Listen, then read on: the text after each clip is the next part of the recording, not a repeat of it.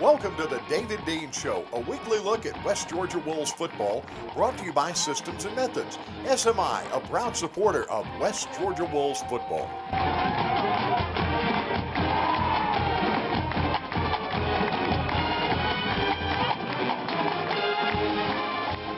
Hello again, everybody. Welcome to the Coach David Dean Show with the head coach of the West Georgia Wolves, David Dean, looking back at a big victory on the road, spoiling homecoming at Mississippi College and setting the table for our senior day, our regular season Rayland Field finale with Delta State coming up this Saturday.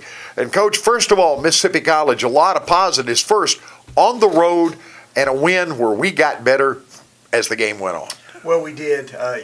We knew we were going to have an opportunity to have to catch up to the speed of the Mississippi College offense, and that was a concern of ours from a defensive standpoint. You just can't simulate that in practice. We don't have anybody on our team that we recruited to run that type of offense, so you have to make shift throughout the week. Our scout team did an excellent job all week long, but you just can't simulate that speed. And once we got used to it, we played very well, held them to only 7 points in the second half. And I didn't realize this till somebody told me this after the game, that we outrushed Mississippi College, which they have not had. That has not been done to them all year long. It was the fewest rushing yards they'd had all year, the fewest total yards they had all year, and Coach Landry and the defensive staff put an interesting plan out there, and once we got used to the speed, it shut them down pretty well. Well, we did. We tackled very well. Early in the game, I think they slipped through and made some first downs and was moving the chain on us. And once we settled in, and again, we're getting in positions where we could make solid hits on their quarterback and their running backs, we started playing much better. And I think we held them to maybe 4 completions in the game, which was good. They didn't hit us on any really big, long throws, which they have hurt some people with. Overall, another very good defensive effort.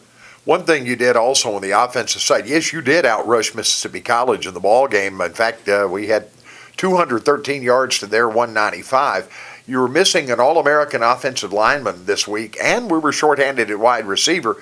But the guys out there did their job. Well, again, we had guys that are backup guys that stepped up. James Works came in for Quentin Stanford, who was out with a high ankle sprain that he suffered in the West Alabama game, and played a really good football game. Give up a sack early on, but he settled in and started playing, relaxed a little bit, and played a very good football game.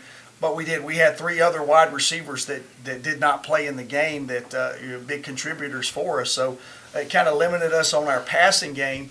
But our offensive line stepped up, our tight end stepped up, and the running back stepped up, and Willie had a big run, I think, that loosened their defense up just a little bit. So overall, again, another good, solid performance by our offense as well. I know you love getting the balls to those tight ends. Taylor Turner had a big play. We had a big throw earlier in the year to Brandon for a touchdown in a big setting. It gives you a chance to do something with him not everybody gets to do at this level. No, and we're very fortunate. We really have 3 or 4 very good tight ends that we could use, with Brandon and Taylor, and then we could also use Noah Brown, who plays some fullback and could go to tight end. Jake Lund is another weapon that we have that we could use at tight end. So we have the luxury of doing that, and both Brandon and Taylor, who were in the game at that time, are both very good receivers. And Willie did a great job. They covered up Brandon on the underneath route, and he hit Taylor on the over route. And again, boy, what a great effort he had. He had a nice stiff arm. He had a good spin move. We should have held on to that ball a little longer into the end zone, not make it so close. But I was glad to see him get that touchdown off of that. Well, turning the tide there offensively, we can't. It seems like every week we say something about the running game. Devontae Jackson, Christian Royalston. Devontae went over 1,000 for the year. We've played football here 38 years in the modern era, and he's the first to ever do that 3 times. Well, again, you can keep bragging on all that he has done throughout his career and what he is doing this year. And just really proud of him and the way he's playing. And it was really good to see Christian come in and run the ball the way he was running the ball. He was running with a lot of power, and that allowed us to rest Vaught just a little bit, because he had 2 straight games where he had 30 carries, and we needed to back him off just a little bit. And it's good that you have that luxury of bringing Christian in to be able to run as well as he does. But again, you can't say enough good things about Vaught. They were really keying in on him early in the game, but we made some adjustments with our blocking scheme and what we were doing, and we were able to free him up. And when we can get him into the secondary, he's going to make some people miss, and that's exactly what he did. A couple of other notables defensively. Of course, we talked about the unique alignment, eagle down with all the down linemen. It set the table for Corey Rogers and Montrell Purdue to have some big numbers. Well, those two guys are always going to have big games for us when we're playing running teams. And Corey's he's a phenomenal Mike linebacker. He just reads things so well. He can run so well. He can get off blocks, and he very rarely ever misses tackles. And he had an outstanding game. Whenever you play an option team, your safeties and your linebackers better be able to play good football and make tackles. And those two guys, again, had that type of game, and that's why that we were able to hold them to the limited number of yards that they had. How good was it at the end of the first half? Final play, Omar walks out there and nails one from 50 that might have been good from 60. We haven't had a 50-yard field goal at this place in 13 years. Well, and Mitch, I'll be honest with you, it was probably good from 60. He killed it. Boy, he nailed it right down the middle. He had it nice and high, too. It was great protection once again.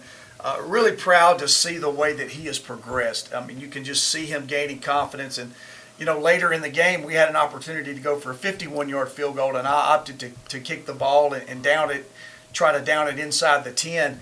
And he was ready. He was sitting on edge. He was ready to go. And I think he was a little disappointed that we decided to punt. And that's good when your kicker is feeling that type of confidence. Isn't it nice to know as we get down into bigger games, we hope for weeks and weeks to come, you got a guy you can trust to get you points when you get down to that level. No question. And he needs to, again, he's got to maintain that confidence. And I think he feels good with Austin Holden for him and Caden Taylor who snaps for us, and then the protection up front.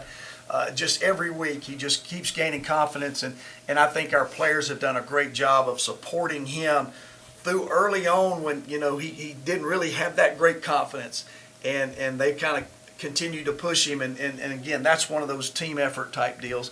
But yes, he's a huge weapon. We need to continue to have him kick the way that he has continued to kick through the last couple of weeks. And one great note about that, second week in a row that Omar has been named Gulf South Conference Special Teams Player of the Week. An outstanding job by the redshirt freshman out of Fort Valley, Georgia.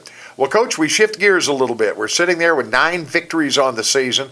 Region rankings out last week. We were at the tops there, third nationally. But you're sitting here with some big games staring at us, starting with Delta State. Right. This is a huge game for us. Delta got us last year over in Cleveland, Mississippi. We didn't play our best football game, had 2 turnovers in the red zone, lost 17-7. We convert both of those. Maybe it's a little bit different game. But we're catching Delta at probably the wrong time. They are playing much better football. They took West Alabama 2 weeks ago. They lost to them 17-14, missed a field goal late in the game that would have tied it to send it to overtime. They finally got their first victory the other night against Shorter in dominating fashion, I think 46-20, somewhere around in there. They played Florida Tech really well before they played the West Alabama game. So they're starting to hit their stride, and we would love to have played them when they weren't playing as well. But that's not the way that the schedule fell. We know they're going to come in here and bring their best to us. They're playing, again, as you can see, with a lot of confidence. And what we have to do is we have to play an outstanding game for our seniors in their last regular season game on our home turf. It's going to be interesting before the ball game, as we've been part of senior day ceremonies a long time. I don't think I've ever seen one like we will have Saturday before the game on Rayland Field. Well, we've got 34 guys that are suiting up for the last time in a regular season on Rayland Field, and that is a lot. And a few of them have just been here for 1 year, but a majority of them are 2, 3, and 4 year guys, and a lot of good football players. It's going to be sad to see some of those guys leave when this season is over. But hopefully we've got many more weeks with those guys. It'll be a nice celebration to thank them for all that they have done for our program.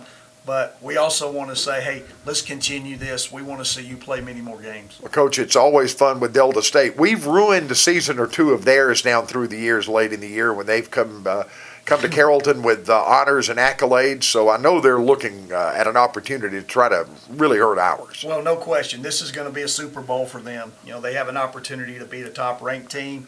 the top 5 team in the country, and they have 1 win now. That second win can do a lot for them and momentum going into their last game against Mississippi College. This is going to be a game that we're going to have to be ready to play. We're going to get their best. They're playing with a lot of confidence. They've started a freshman quarterback who struggled early on, get used to the college game, and you can just see him. He's more and more comfortable as the season goes on, playing better and better and better, and they just keep gaining confidence. So we know we're going to get their best, just like West Alabama. We saw them on film. They played well all year long, but they came in and played their best. I don't think Delta State's going to be any different. We're going to get their best on Saturday. And there is a rumor that located in the equipment room in the south end zone of University Stadium, we have blue jerseys. Is there a possibility we'll see those on Saturday? We are. We're going to be back in our blue jerseys. We're going to wear our white pants and our blue jerseys. So we're going to be back in that and feel more like a home game, especially for our seniors as they go out. As we saw Saturday, and we've seen the 2 previous Saturdays, white jerseys look good in the end zone too. Well, they do. Anytime you got that UWG on the shoulder and they're in the end zone, it looks and feels good. So hopefully we're going to be able to do that a lot more on Saturday. Well, Coach, best of success Saturday against Delta State, and let's play some more home games between now and Christmas. Well, we'd love to. We got to take care of 2 more weeks, and our most important game right now is Delta State. We are we got to play a very good game on Saturday, and it's the most important one. And we can't worry about what else is happening around the country and what's happening in the future. Saturday at 2:00 is our most pressing issue. Beyond a very special football game, of course, coming up with Delta State, Senior Day activities, also Community Day around as well. It's an opportunity to give the community a chance to come see this outstanding football team, give them the support they deserve, and a chance for us to have you as our guest at University Stadium and Rayland Field. Details on that and anything to do with Wolves football and Wolves athletics, uwgsports.com. It will direct you to exactly where you need to go. Check on it, and we'd love to have you here Saturday when Delta State hits town. 2:00 kickoff on Rayland Field. For head coach David Dean, I'm Mitch Gray. Thanks for joining us on the David Dean Show, and Go Wolves.